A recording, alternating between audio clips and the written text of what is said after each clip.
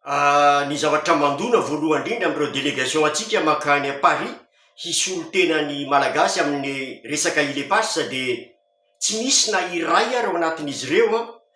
activiste izay tena hoe mpitaky ny lepasy satramin'ny ela. Faharoa zay kany koa de ny taona salan-taonandrareo tsy misy olona ray aman-dreny nafantatra tsara sy efa vorosaina tamin'ny fivoahan'ny lalàna 3491 na résolution 3491 tany amin'ny Nations Unies izay nandalony tantara be da be nandalo tany Morovia tamin'ny fivoriana afrikanina sy ny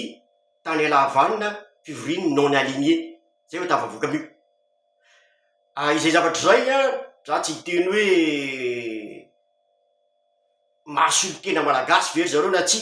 fa ireo aloha no eo fa izay aloha ny zavatra hitako hoe tena mandona indrindra ary mety ho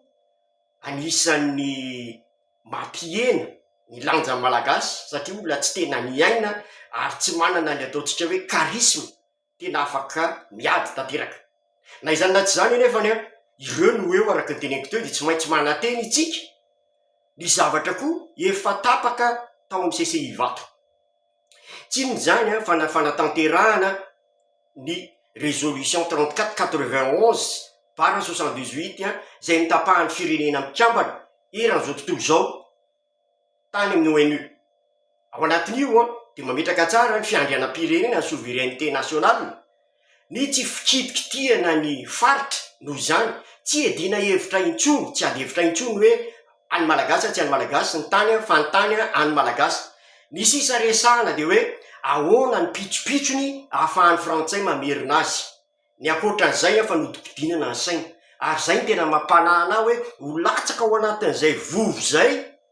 ireo olona mbola tanora fanahy reo fa ny tanjony frantsay de ny ana andrava io résolution ny Nations Unies tamy 3491 io. Donc ny voalohany ho andrasantsika amindreo tenaitsika de ny hoe verina amitsika ny tany tsy misy rarao. Avy eo zay vao miresaka ny fiaraha-miasa raha vao miresaka fiaraha-mitantana koa de fa tsisy voakitika ny souveraineté nationale am'izay fa fiaraha-miasa hoe ahoana ny rahana miasa amin'ny frantsay amin'ny fitrandrahana an'ireo gaz pétrole ao ambany ny juin de novembre tena betsaka indrindra ary io mifandray ny fahian'ny Mozambique juin de novembre Belou profond mifandray ireo de fiarahana miasa no tadiavina azahoan'ny firenena anakiroa samy souverain tombotsoa amiko logika zany ary tsy mahazo mihitsy milatsaka ao anatin'ny vovon'ny frantsay hoe handrava ny